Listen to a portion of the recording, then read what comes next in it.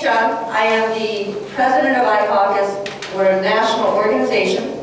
So we are in every state, effectively. And there's so many leaders here from different states, so this is going to be perfect because the way we work is through citizens activism. I am nobody special. I'm just like you.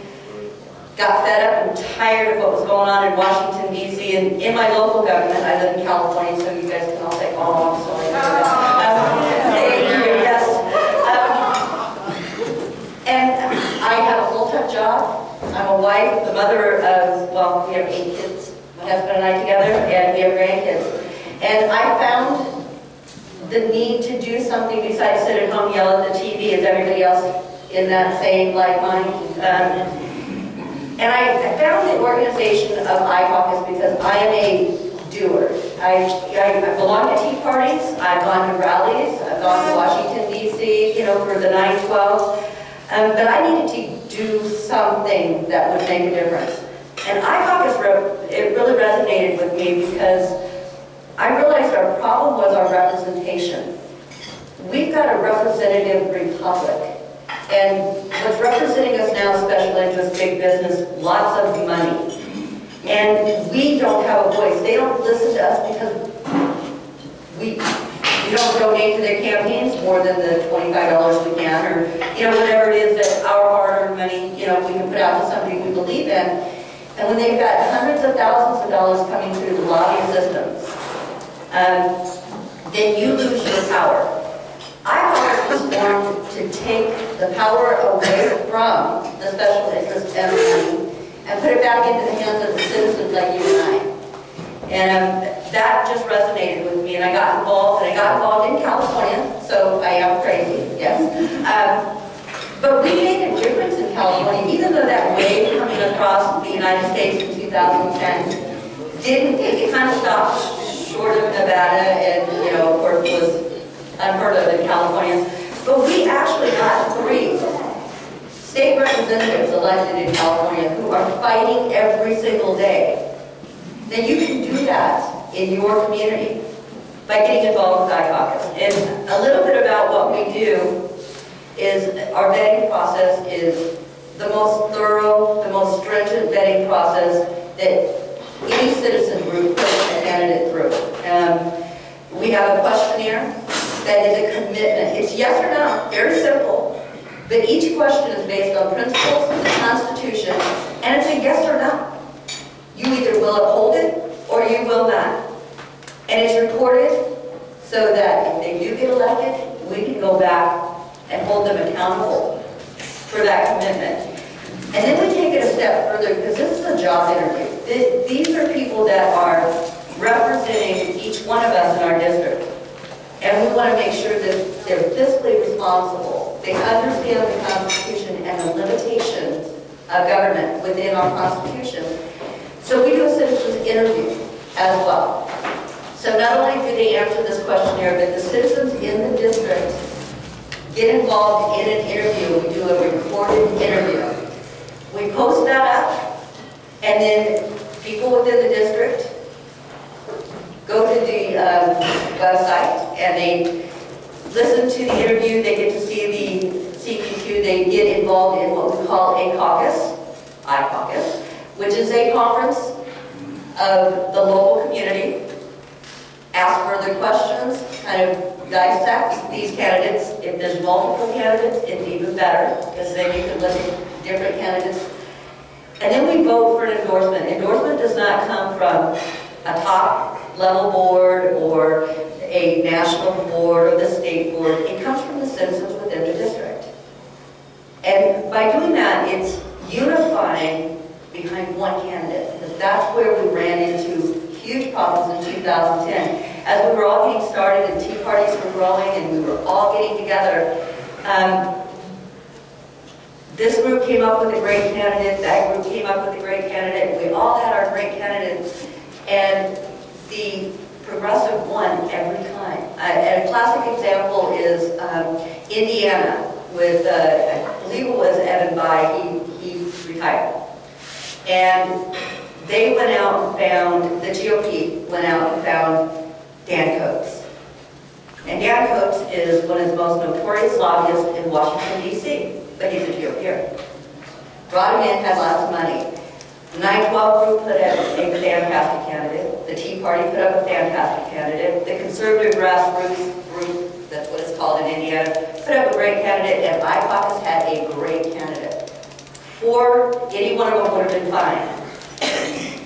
When it came to election day, those 4 collected 61% of the vote, but it was split between those 4 candidates. And Dan Coates won with 39%. Now that's the problem. I mean, does that make sense? Yeah. So this is where we unify, target our message as we talked about, get behind one candidate. iCaucus has, and Nancy's going to talk to you about this in just a minute, we have an affiliate group program, and as you all heard, you're all affiliate groups. You get to unify with iCaucus in your communities, in your states, and grow a vetting process there so you can get principal candidates and unify with the local groups in your area to participate.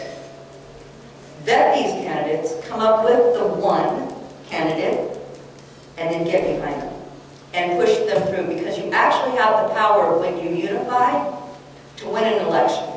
iCaucus also has an accountability function that we started after 2010 because, and I can say this, we are the only successful grassroots citizens vetting process out there. And our success came in 2010, which was our first national election cycle with 13 representatives in Washington, D.C. right now. And then we have 27 at the state level across the country. So we do definitely have a success rate. And you'll recognize some of these candidates. Have you heard of Jason Chaffetz out of Utah? We have a Utah representative here. Jason Chaffetz was actually the very first candidate. iCaucus was founded through his campaign in Utah in 2008 because it was a completely grassroots campaign. And that we took that model and created iCaucus out of that. Justin Amash out of Michigan. Have any of you heard of Justin Amash? No? How about Joe Walsh? Okay, Joe Walsh is another one of our candidates. Jim DeMent, Mike Lee, Senator Mike Lee. And you can see it on our website. You can go to our website, and there's a list in there of our 2010 representatives. We did actually interview over 400 candidates nationwide. So we did an effective job, you know, as a new grassroots organization. What we need for you to do, and I heard this earlier, and I kind of wanted to say something when we had, was it Ann from the GOP up here earlier? And I heard a lot of people asking, what are you going to do? You're in the GOP. How do you stop the corruption that's going on? I think every one of us are probably very frustrated with our party, right? And if you're an independent, obviously that's frustrating too, because no one recognizes that. Well, the answer is you. It isn't what somebody else is going to do, it's what you're going to do. The corruption that you see is because we stepped out of it. We let them, we trusted them, we were busy doing our thing. We let them take the control of it, and they haven't answered to anybody. Well, now we have to make them answer to us, and we have to get involved in our local communities. We have to get involved in the election process, and we've got to take it back to restore it to what it should be. And iCaucus is a part of that. As this presentation showed you, iCaucus is working with True the Vote because a free and fair election matters to us. If we're going to put conservative, good candidates up there, we want to make sure that our elections are free and fair. So that's something that's a critical part of this. And education. You've got to educate all across the country, starting with your community. Because it doesn't go any, if you can't get your community going, then you can't branch out to your state level, you can't branch out to a national level. So you start with this at your community level. And that's iCaucus in a nutshell. It's a quick overview of what we do. We'd like to be able to, we're in a lot of states right now with vetting teams.